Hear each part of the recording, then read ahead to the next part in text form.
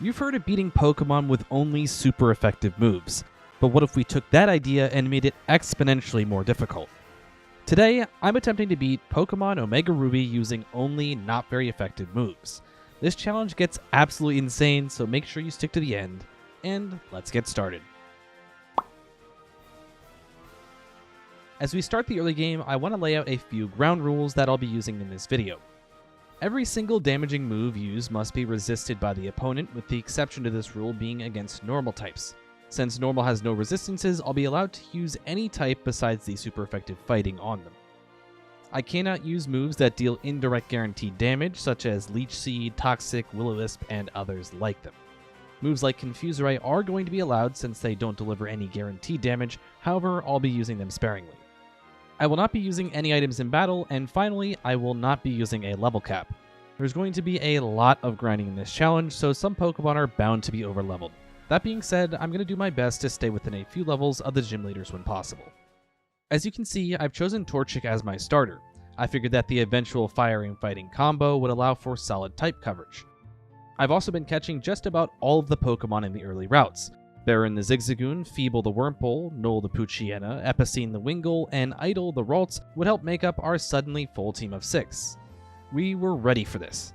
Our first trainer battle. Or so I thought. I never thought I'd say this, but that net right there, yeah, that's my worst nightmare right now. That means we're about to see a bug type. Only resistant to grass, fighting, and ground, I had precisely 0 options to hit this Wurmple that would greet me. So it was back to the grass to find one more little gal. A version exclusive that would hopefully solve all of our current problems. C-Dot finally appeared and I caught her, naming her Enop. This little gal was about to get strong. Stronger than I would have hoped this early on.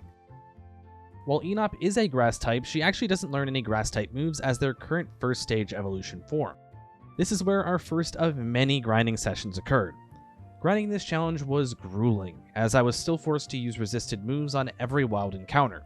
I'll save you some time, but as you can see, we had to grind on extremely low-leveled Zigzagoons until Enop grew all the way to level 13.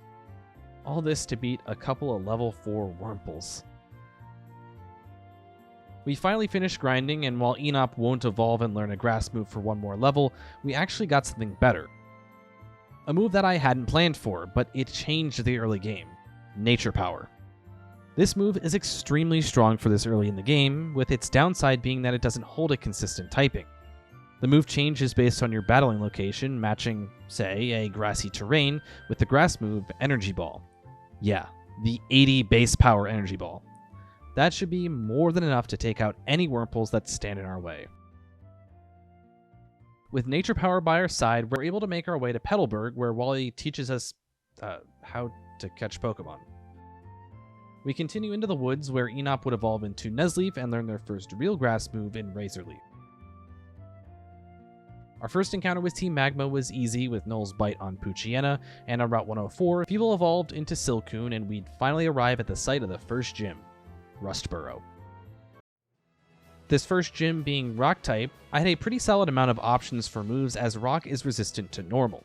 The problem is, yeah, everyone is really weak and all of our normal moves are physical, playing into the strong defense of the opponents. But we have one saving grace. As I mentioned a moment ago, Nature Power's type changes based on location and, well, we're in luck yet again. Inside of gyms and buildings, the move turns into Tri-Attack, another 80 base power move that plays directly as the type that we need. Add in the fact that Tri-Attack is a special move, and suddenly this gym was looking simple. 8 Nature Powers later and 4 Geodudes tossed aside, we were ready to take on Roxanne. Her lead Geodude was a bit bulkier than the previous. It looked like 3 hits would do as they landed a strong Rock Slide before a clutch freeze from Nature Power would halt any further damage to Enop. The defensive powerhouse Nose Pass was her ace. Our first Tri-Attack didn't do a ton, but it landed a burn on the opponent. That's exactly what we needed, as that would half the damage of their Rock Tomb, which actually missed on the first attempt. Burn had almost matched our actual move in damage, and Nose Pass was now just a sitting duck. A final Nature Power turned Tri-Attack would do the job, as we'd claim the first not very effective gym badge. That went surprisingly smooth, but as expected, this would be by far the easiest gym of the entire challenge. As we eventually made our way towards Dewford I caught Feudal the Nincada on Route 116, and Feeble would evolve into Beautifly. We'd arrive shortly after and go to the Granite Cave to catch Abel the Makuhita. I got a bit aggressive, deciding to go straight into the fighting gym in town, and yeah, aggressive went around as we immediately faced something that I wasn't counting on. As you can see, my plan was to hit everything with dark moves, as 2 of my main team members shared that type and would get stab on me. But Metatite's psychic typing meant the dark type would no longer be not very effective. Rather, it'd just be neutral. This opponent only resists rock and fighting, so I'd have to make do. I swap into Abel, who is 3 levels under the Metatite since we literally just caught him. Confusion is super effective on our fighting type, but he's able to survive and fire off an arm thrust. Yeah, this is rough. Another Confusion would knock out Abel. I pretty much figured this was a lost cause of a battle, so I sent in Idol, who would spam teleport until they were eventually knocked out. Enop was next, who also can't hit the opponent, and more spamming of moves, those being Growth and then Harden. Eventually I realized that Metatite must not have a fighting move, as they'd been spamming moves alongside us. When they switched to using Confusion on a dark type, it was pretty clear that this girl was heading towards the Struggle bus, and that she did, eventually using Struggle and killing herself in recoil. While we somehow came out on top in that battle, it was evident that our team wasn't strong enough to take on the rest of the gym. The fact that our only solutions against fighting types at the moment were dark Pokemon who are weak to fighting moves, that meant it was going to be a tough section barring a new plan. So, a new plan I crafted. We hit Granite Cave with the goal of Abel learning Knockoff at level 19, giving us 3 different dark options as well as Rock on Vein when it came to the gym leader. I was ready to give it another go at the gym. We were able to sneak past Machop in the next trainer battle with 5 Rock Tombs after surviving back-to-back critical hit low sweeps. The next trainer led with Metatite, who went down much easier this time around to Vane's double kick. Null came in to clean up a Machop with a few bites, and that meant all we had left was a fight against Brawly. Null would evolve into Mightyena after that last trainer battle, giving us a bit more strength to take on the Machop and Makuhita that would be waiting for us. We would lead with Vane, who began throwing rocks at the opposing Machop. He unfortunately missed his second attack, but immediately made up for it with a crit on the next attempt. Just when it looked like Machop was going down, a potion was sent out. Now, in a typical playthrough, heals aren't a big deal, but in this challenge, they're brutal. This early, hopefully it doesn't come back to haunt us, but late game, healing is going to be our #1 enemy. Since Machop has previously bulked up and hit us with Leer, the second time whittling down his health was more dangerous. Vane missed yet another Rock Tomb, and a Karate Chop did nearly double the first after the defense drop from Leer. This time connecting with the Rock move, it was clear that Vane was not going to take out Machop on his own. And to make matters worse, he missed another Rock Tomb before being KO'd. What started so well was suddenly spiraling. Looking to stop the bleeding, I sent in Abel. He was our last remaining Pokemon that could hit the opponent and also not have a weakness to their moves. His knockoff did about a third of the third health that Machop had remaining. He was hit with a Leer and then a Seismic Toss before knockoff would take the first KO of the fight for us. Already down a stage in defense, I had to opt for Abel to stay in. Makuhita could likely OHKO my other 2 options, Enop and Null. Knockoff would do a bit more to the less defensive Mon, but a bulk up from the opponent was once again dangerous. Another repeated turn made Makuhita very scary with +2 in attack and defense along with our -1 defense. Another knockoff, and now we're also -1 on accuracy after Sand Attack. Make that -2. We would miss the next turn as the opponent set up a 3rd bulk up. Oh boy. We did still outspeed due to the 3-level advantage, but Arm Thrust did a ton to Abel. Unless it crit, knockoff would not kill here. And that it didn't. Another Arm Thrust would take out Abel with Brawly's Makuhita in the red health. Now, I tried to avoid using Enop here since he's got an 8-level advantage due to the grinding up on Abel, but he was simply the safest option to guarantee a KO. While I don't feel great about having to use that high of a level to win the second gym badge, I feel like I did the best I could do given the situation. Moving forward, I never go into a gym with a Pokemon this far over the ace. Regardless, we take the fighting badge with several lessons learned and some concern about how we might beat a trainer that carries more than just a couple of Mons. Later on in Slateport City, we run into Team Magma again at the museum. Vane easily took down their Numel, and the next grunt sent out a Zubat who would fall to Abel's Force Bomb. Another Numel meant Vayne could finish off an easy encounter with the evil team. We got our first glimpse at Maxie, the team leader, but we'll fight him a little later on. Our next task was to head up through Route 110 towards Mauville City. Normally, that'd be a simple task, but May is waiting for us about halfway through the route. This fight would typically be somewhat simple, but add in the requirement that we must use not very effective moves, and we've got some issues. Her ace Marshtomp only resists fire, poison, rock, and steel. The two types we currently have are both on Vayne, who is weak to Marshtomp's ground moves, so for the first, and certainly not last time, we're going to need a new face on the team. We catch Reppy the Oddish on the route, hoping to add poison to our coverage. What's so interesting about challenges like this is simply the random, normally easy trainer battles that cause major issues. Not only are we trying to plan for the May battle, but even stepping into this double battle was a major mistake. Plusle and Minun only have 3 resistances, and the only one our team actually carries is a non-stab flying move on Vayne. That wasn't even good enough to take out one of the electric types before we were sent back to the Pokemon Center.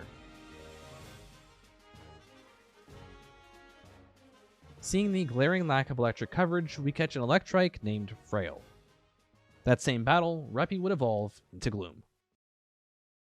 Enop would lead us into the May battle, taking out Shroomish quickly with 2 nature powers. Vayne would dispose of Slugma with haste, and that would leave just Marshtomp. Reppy sent in an Acid that didn't do much at all. The return Mudshot lowered her speed, and I shifted gears, trying to paralyze with Stun Spore. It would eventually hit, but not before a couple more Mudshots left Reppy around half health. Immediately after hitting Stun Spore, we'd miss an Acid. This was going horribly. Mudslap was now being used, dropping our accuracy several stages. After missing our 6th straight Acid, we had 4 separate turns of missed Acids and full paralysis, Reppy finally connected again. Foresight would keep us alive, and yet another turn of nothing prolonged the inevitable. Reppy went down after another miss, connecting just twice on 9 attempts with Acid.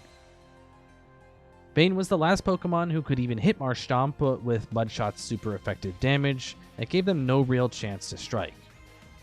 So obviously, that didn't work, but I feel like we got really unlucky there. Let's try it again. Shroomish and Slugma were once again no-shows, as we sent in Null this time against Marshtomp. Seeing how effective accuracy drops worked for May in the last battle, I figured why not try that strategy myself. 1, 2, 3, 4, 5, and 6 sand attacks later, it was time to swap into Reppy. We did a Stun Spore right away, which paid off with an immediate paralysis. We would hit 2 straight Acids for the first time, as Marshtomp missed one of their 2 Mudshots. 4 more Acids was enough to take out the foe after a special defense drop. Brutal battle, but we better get used to it. There's more like this in the near future. But for now, we can finally progress. About 3 feet, because this guy right here, Collector Edwin, carries a Lombre. The water grass type only has 3 resistances: ground, steel, and the quad resistance to water.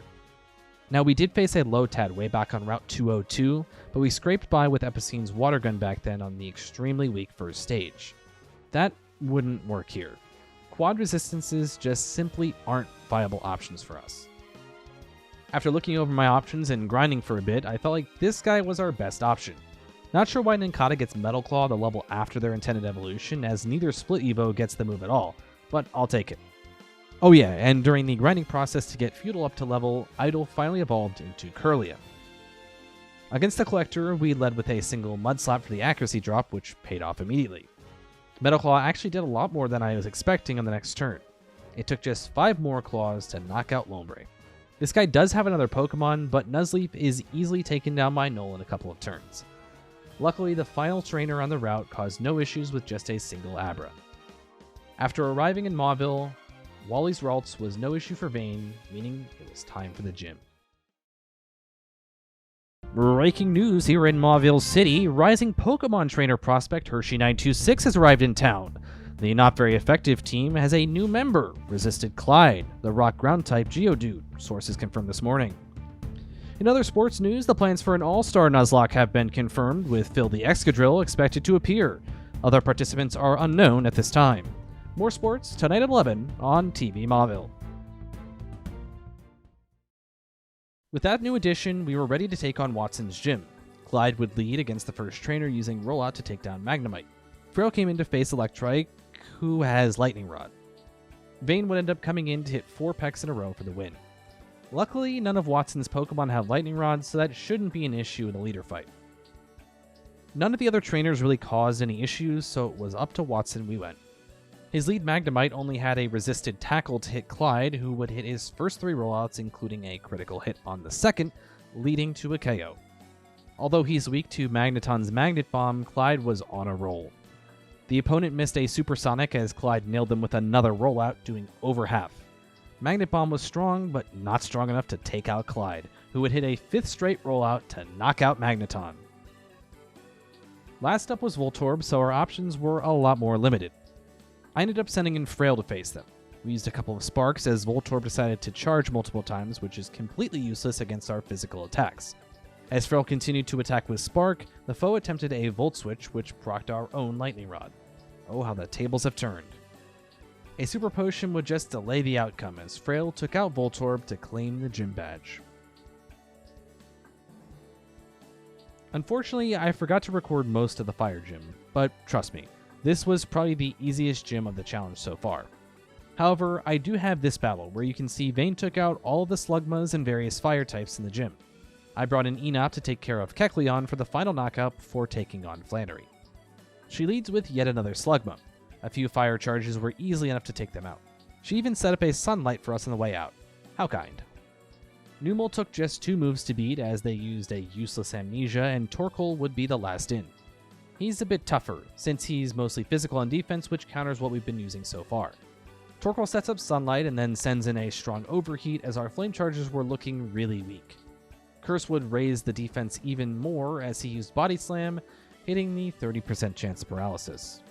That would instantly land a full paralysis on Vayne, who fell to a second slam. With the opponent down to half health, it certainly still seemed possible to win this, even if things didn't go to plan. Idle would hit a Draining Kiss while Torkoal set up Sunlight again. After another kiss, it looked like 2 more would do the job as Torkoal cursed again, now raising their attack a second stage. Another Fairy move would leave the foe in the red as Body Slam didn't quite kill. Idle would outspeed on the next turn with Draining Kiss and win the badge. After the fight, Frail evolved into Manectric as we hit the halfway point in the gym challenge. There's quite literally no story in between the 4th and 5th gyms, so we're almost ready to take on the normal gym in Petalburg. We do take on a few trainers right away, but there's honestly nothing to note here since we can use pretty much anything against normal types. I later realized that I needed to have a good strategy to face Norman's Slackings, so we actually headed back to the Fiery Path to catch someone who would become an important part of the team. Fleck the Torkoal. From my very quick research, she was the only Pokemon available in the area who would learn Protect by level up.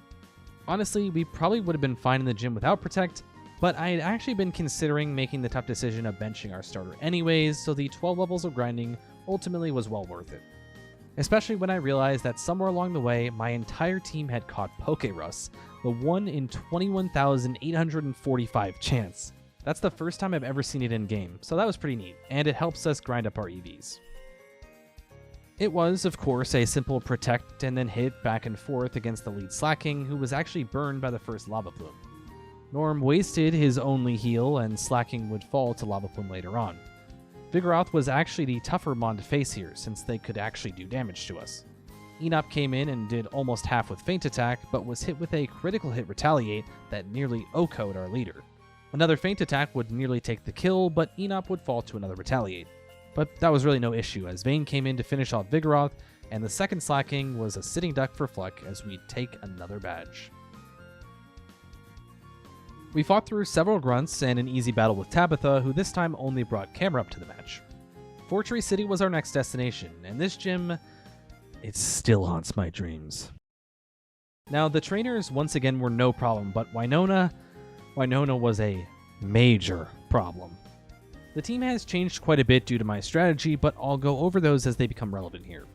I led with Enop just to get a solid chunk of damage before falling to Swallow. Idle was next up using Magical Leaf. Assuming a potion, I used Calm Mind and perfectly read that move. A critical hit Magical Leaf put us within range to kill with one more hit, and that's exactly what happened after a strong Aerial Ace.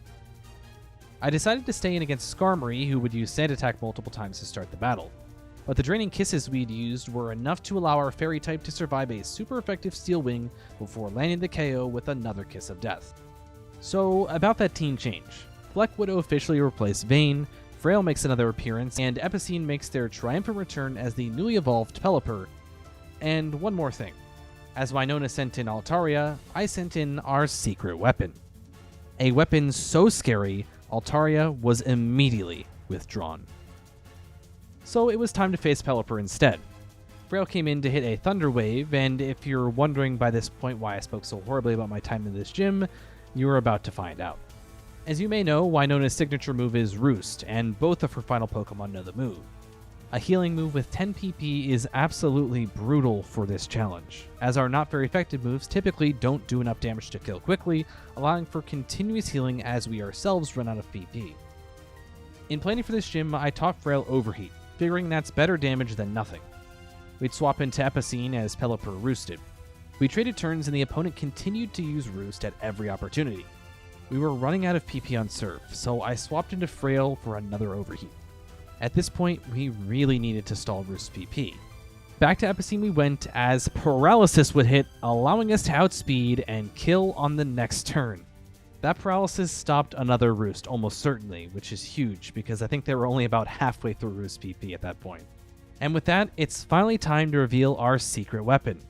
The perfect counter to Altaria. The savior of the run. Allow me to introduce Shedinja. Yep, the Mon with a singular hit point is our saving grace in this battle. Looking over Altaria's moveset, she's only got 2 attacking moves, neither of which can hit through Shedinja's Wonder Guard. But that still begs the question, how could a Shedinja possibly beat the dragon? Well, they won't.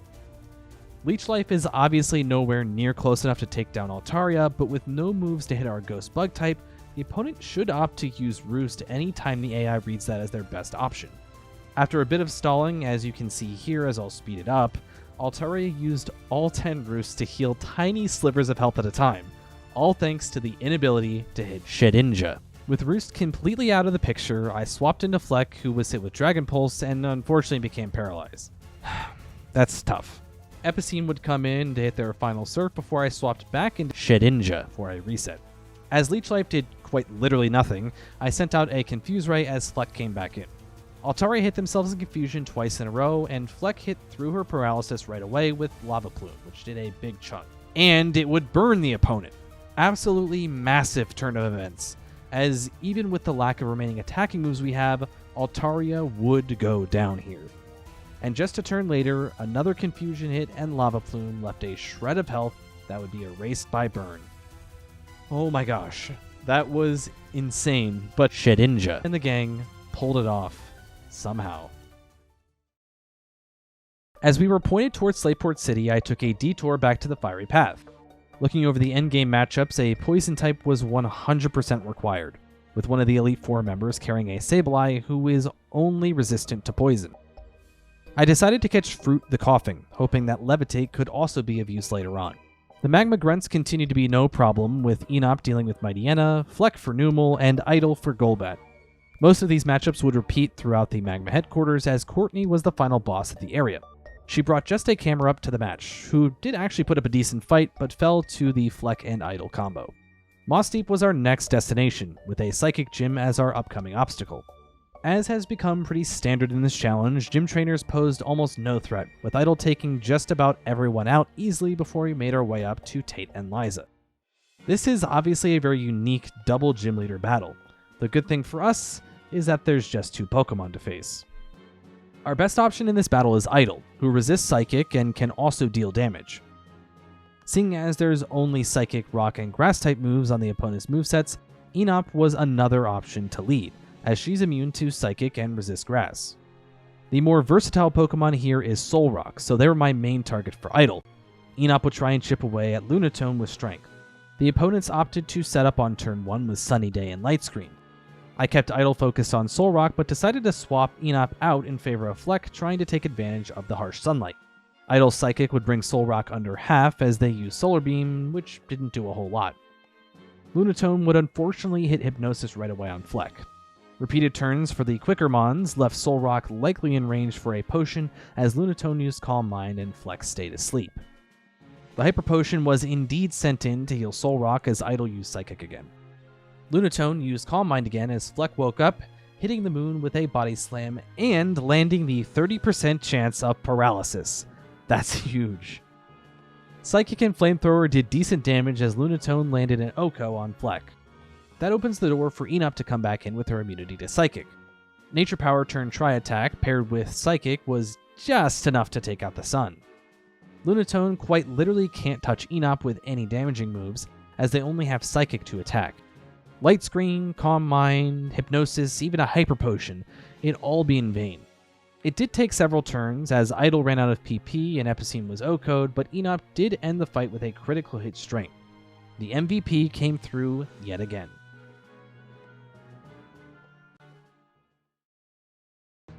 Many grunt battles later, we reached our final battle with Team Magma's leader, Maxi. He leads with a Mightyena and Ileb with Enop. The opponent only used one attacking move, that being Takedown. The recoil of that move allowed just 4 feint attacks to knock out the lead. Abel came in to face Weezing, who immediately used Explosion.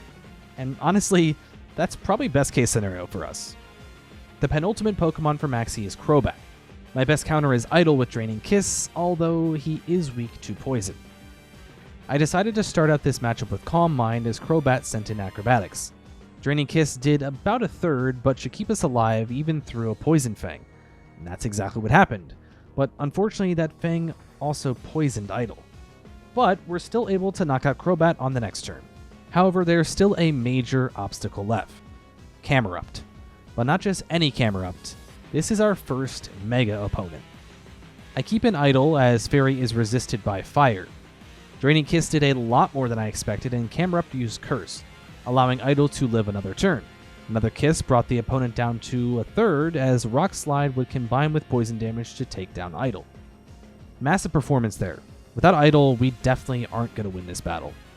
Flex swapped in and used Flamethrower, and the returned Yawn would have no impact, as one last Flamethrower before the sleep took effect would officially take down Maxi and the entirety of Team Magma. There's just 7 big battles remaining in this challenge. The first is the Gym Leader fight against Wallace. Our team is fairly standard, but actually doesn't feature Enop for the first time. They've got no options to hit water types, so instead we have brought back Shedinja for some more shenanigans. Fleck leads against his Love Disc. Water Pulse and Flamethrower traded blows as Love Disc sent in a Sweet Kiss to confuse Fleck. She fought through it though, connecting with Flamethrower again. The Heart survived in the red, which is perfect since that procs Wallace to use his Hyper Potion on his weakest Mon. A couple of Water Pulses did end up taking out Fleck, and Epicene would come in to connect with Surf a couple of times to knock out Love Disc. Surprisingly, Wallace opted for his ace, Milotic, to be sent out next. Now, take a look at their moveset. And now, take a wild guess at which Pokemon we're sending in next. Once again, an ace is unable to hit Shedinja, who would be used to stall out a healing move, this time Recover.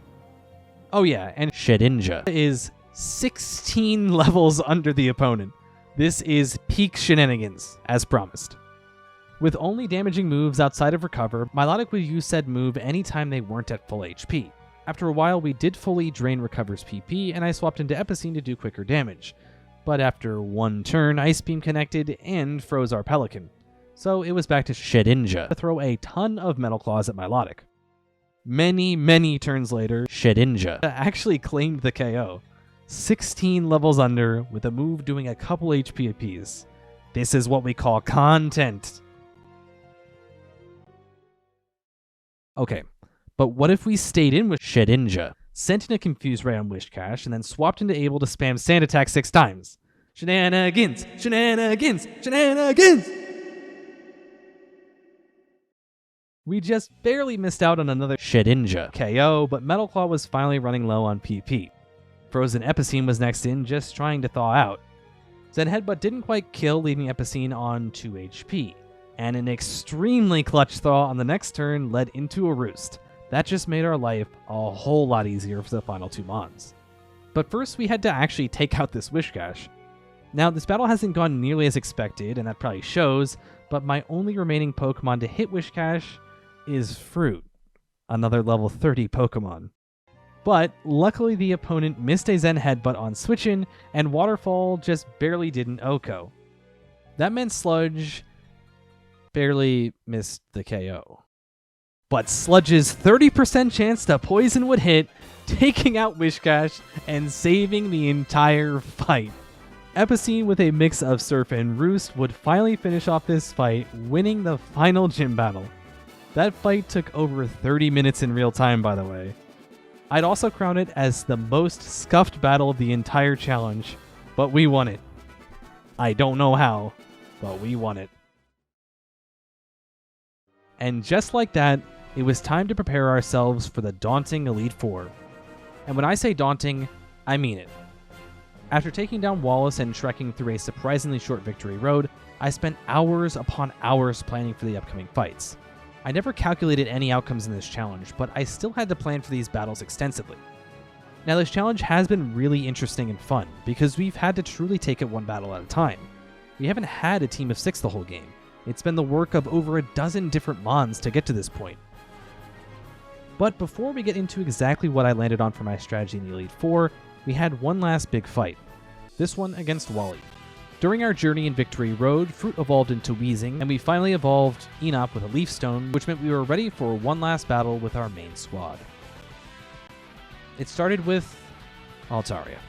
But luckily, Wally doesn't resort to roosting, so this won't be nearly as annoying as Winona.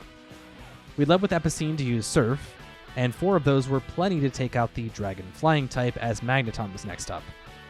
Although he's weak to Steel, Idol was our best option to quickly take out the opponent, and he showed why by nearly OHKOing the Magneton.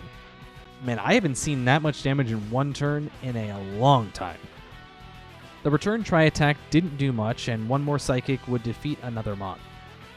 With Roselia next, Enop came out to 2-shot the foe, although they did get poisoned. With the normal type, Delcatty, up next, I brought in Abel to use Knockoff, which took just 2 turns to kill as well. Wally's final Pokemon is Mega Gallade, who only resists fighting and rock. Abel stayed in as really our only option, but Psycho Cut nearly landed a one-shot. But Abel returned a crit Brick Break to do over half to Gallade. However, the opponent did not miss their next move, landing the KO and taking out our fighting type option. But luckily, in preparation for this fight, I taught Stone Edge to Fleck. Slash didn't do much to her as she sent in a rock move for about half of Gallade's remaining health. In a last-ditch effort, Wally opted for close combat that nearly KO'd but leaves the door wide open for Fleck to kill with Stone Edge. Down to the wire, but our last fight before the Elite Four was a success. So, this was it. The final 5 battles of the challenge. And if you thought the rest of the challenge was hard, that's when we had the chance to plan for singular battles. We struggled to win a lot of gym battles, only ever seeing 5 Pokemon at a time. The next 5 battles, we wouldn't have the luxury of switching team members out for whoever fit the situation best. This was a gauntlet. 5 tough trainers, 12 different types, 26 Pokemon. All in one go. In order to plan for this, I made an entire spreadsheet of our opponents, our options, and potential movesets. Hours of planning, running around to grab TMs, making tough decisions, and grinding for Pokemon and type boosting items, I was ready to give it a try. The plan was set, and here's what I came up with. First, I want to mention I'm really sad that Idol, who had been with us since our second route, is not on the final team, and Fleck isn't here either, but for good reason, and you'll see why. Enop, of course, would be a part of the final team, though, as our go-to option to take out dark types that we'd see shortly.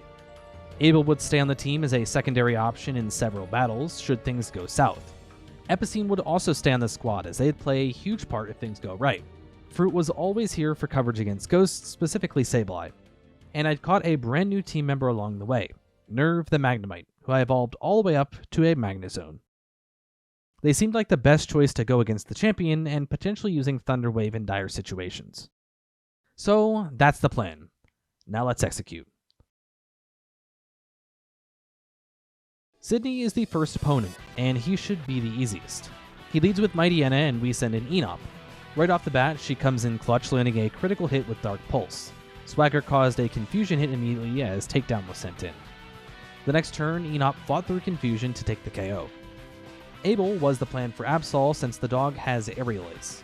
Psycho Cut unfortunately crit off the bat for Abel, and Knockoff did about 20% damage. Another Psycho Cut wouldn't have KO'd, but it landed another critical hit. So that meant it was back to Enop, landing solid damage with Dark Pulse before a super effective Aerial Ace brought our Mon down to about a quarter health. Another Pulse would take out Absol, but we had taken a bit more damage than I'd planned for. Epicene was next in to face Sharpedo and dealt a massive chunk with Surf, and then ate a Soft Crunch before killing on the next turn. Enop came in to take on an Imposter Shift Tree. Fake Out did a slight chip, as Leaf Blade did over half. The opponent tried the same move that didn't kill. That's the Poké-Rus effect, folks. And that's also huge because Enop stays alive to take out the Shift Tree on the next move. Cacturne was next, and knowing it was going to be her final move of the match, Enop fired in a last Leaf Blade and landed a massive critical hit. Payback was enough to kill easily, but Nerve made their first appearance as a full restore was used. Thunderbolt delivered over half damage, and Nerve would outspeed to knock out Cacturne. So far, so good. That's the first W of the gauntlet. Our only change before taking on Phoebe was swapping Enop's Miracle Seed for the silver powder I had grinded for earlier. Speaking of Enop, she's once again the lead here, facing off against Dusclops and their really annoying pressure ability. And X-Scissor did a solid amount as I swapped into Epicene, trying to proc a Future Sight. Luckily, he was swapped into a Curse. Perfect timing there. I thought they might heal, but instead Future Sight was used, which wouldn't affect Enop in a couple of turns. Another bug move just missed out on the KO as Confuse Ray connected. I knew Phoebe was going to heal, so I swapped into Epicene to remove the confusion and hopefully get another Future Sight. Our Pelipper actually took the original Future Sight because it happened so quickly, and Dusclops laid a Curse as I swapped Enop in. I was getting a bit confused by the AI here, so I just tried to reset by sending in Nerve. Enop swapped into a Confuse Ray after that, and at this point, I just had to roll with it. She hit herself in confusion and took a Shadow Punch before connecting again and again, leaving Dusclops very low once more. She snapped out of confusion on the next turn to finally kill the lead Pokemon for Phoebe. Dusk Noir was next in as I swapped into Fruit. We'd started out with an Infestation, which should do solid damage to this really defensive Mon. We then used a couple strong Sludge Bombs as Hex chipped away at Fruit. A final Sludge Bomb took a much faster KO as Abel came in to face Banette, or more specifically, to throw sand in Banette's face a few times. This battle clearly wasn't going as well, so it was time for some dire strats. I swapped into Enop perfectly on an immunity to Psychic. X-Scissor would do about a third as Shadow Ball delivered a special defense drop. But after another Scissor, the sand paid off as Banette missed. But apparently Phoebe has another full restore, so we're right back in the same situation. X-Scissor brought Banette to the red as Shadow Ball just barely killed thanks to the previous special defense drop. Fruit was, however, able to come in and outspeed Banette to kill, but this was not looking good at all. There were still 2 Pokemon left, and Fruit was our only attacking option left and has just over a third of their HP remaining. Sableye used Fake Out to start, causing the guaranteed flinch. Fruit would send in a Sludge Bomb, which poisoned Sableye. But the return foul play did way more than I thought, leaving Fruit with 6 HP. The poison damage looked like it put the opponent in range to fall to Sludge Bomb, which was correct. With the final Banette left to face, the accuracy drops from Abel seemed like the only play since Fruit was sitting on a handful of HP. We got off 4 sand attacks before Toxic Poisoning took out Abel. Time to see if RNG falls on our side. Sludge Bomb did half to Banette, whose Shadow Ball misses. Sand Attack comes through as one more Sludge Bomb finished off Phoebe. Luck was on our side there, and that tough battle went our way. Now, by this point, you're probably wondering, why did I only bring 5 Pokemon into this massive gauntlet of battles? Well, I didn't, obviously. How do I possibly beat this string of 5 consecutive battles? That's the question I asked myself over and over. How could I possibly do it when I've been swapping types in and out all game? Well, the answer was simple. Don't change a thing. Don't allow the game to restrict my team by simply locking the doors behind me. That's why I landed on Kevin to be my final member. Kevin has been on the screen the whole time, but as I figured, you forgot your Devon scope, didn't you? Here, use mine. That's right. Kevin the Kecleon is our 6th and final team member. But he's not just any Kecleon. This little guy took hours and hours to find because he carries a hidden ability called Protein. This allows him to swap into the type of the move he's about to use, rather than Kecleon's normal ability Color Change, which is dictated by what move they're hit with. This allows me the flexibility to have several different types in one singular Pokemon. So instead of a team that has 8 types for Stab, we now have about 12. Remember when I said I ran around the map finding TMs? Kevin was a huge reason why. He's our answer to the next battle against Glacia. We haven't needed to use a singular Ice type move the entire game, so I never had an Ice type on my team. But Kevin is able to learn both Ice Beam and Blizzard, and he's also able to adapt to the situation to become our Ice type option. He'd lead against Glalie, who only resists his type, Ice. I predicted Glalie would set up Hail, so I sent in a Blizzard, which worked perfectly. A crit on the next Blizzard put us in position for the first KO after just 3 turns. Walrein was next, so Epicene was the play here. Surf and Blizzard traded blows, and we roosted before another hit from Blizzard. Walrein continued to hit Blizzard even after Hail stopped, but one miss opened the door for Epicene to hit Surf, leading to a full restore. A combination of Surf and Roost a few times was enough to waste another full restore and then land the knockout. The first of 2 Frostlasses was out next, and we sent in Fruit. They set up Hail as we missed a Sludge Bomb before Confuse Ray. But through confusion, Fruit connects and lands a Poison as well. I swapped in Nerve and then Able to stall for poison damage, which Frostlass would eventually fall to. I sent Fruit back in to face the next Frostlass. This one was faster though, hitting Fruit with Blizzard before a Sludge Bomb once again lands poisoning on the first go. That slight chip damage allowed for the kill on the next turn. And it circled back around to Kevin to face the final Mon, another Glalie, but not before I went for a Thunder Wave with Nerve. Glalie protected on an attempted Blizzard and then sent in an Ice Shard before our last Blizzard would connect. A few Ice Beams paired with a nice Paralysis hit allowed us to take down the Glalie and claim our 3rd victory in the Elite Four. Drake is our last blockade before the champion, and his dragons are pretty tough for us. He leads with Altaria, and we send out Abel, who is able to set up Harsh Sunlight for our eventual swap to Kevin, who is hit with a weak Moonblast. An Aerial Ace does a solid chunk to Kevin, but he returns a massive critical hit on Flamethrower. The two traded the same moves back and forth before Drake heals Altaria. 2 more Aerial Aces would call it a battle for Kevin, who leaves with the opponent at half health. Epicene was next in, eating a Dragon Pulse and delivering 2 Surfs for the KO. Drake's Ace Salamence was next up, and things had gone slightly sideways. I didn't expect Kevin to have fainted at this point, so I kept Epicene in, knowing this was a big risk. And Salamence missed a Thunderfang on turn 1, which allows a big chunk of damage from Surf. But it doesn't end there, as he misses again on a 5% to leave Salamence with now a 3rd health after Surf. He finally did hit the quad-effective Thunderfang, landing a KO that should have been a couple of turns earlier. Zen Headbutt was tough on Abel and caused a flinch as the luck started to even out. But he did survive the next Psychic move and delivered a Brick Break for the kill.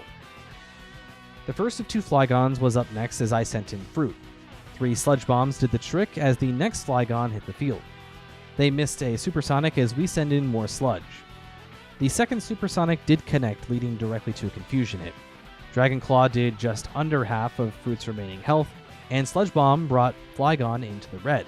But Drake's full restore had our situation looking grim. Dragon Claw left Fruit on 9 HP as Sludge Bomb hit and poisoned Flygon. This would guarantee that the foe would fall in the next turn, so I swapped into Enob, who wouldn't be of use against the final Mon. The plan all along was for Nerve to then come in and easily defeat Kingdra, which he would do with just 3 Flash Cannons. Really tough fight, but it somehow worked out thanks to Fruit's clutch poisoning again. We finally did it. We've reached the end of the road. All we need to do is beat the hardest fight in the game. It was time to face Steven. The fight started with Nerve against Skarmory. 3 flash cannons left Skarmory on what has to be 1 HP, but that's actually good for us, making Steven waste a full restore on easily his weakest Pokemon. Thanks to a special defense drop earlier, Flash Cannon now 2 shots.